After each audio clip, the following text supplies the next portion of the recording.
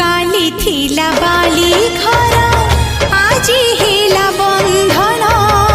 खाली थिला ए मन लागी गला चंदन काली थिला बाली घर आजी हेला बंधन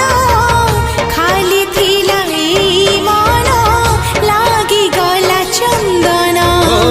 दूर लागुथिलु पाखे धरा देलु बाट चलिबाकू साथी करि नेलु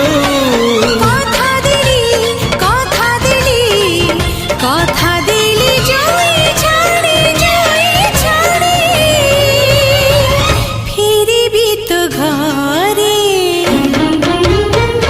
तू जदि अछु मो पाखर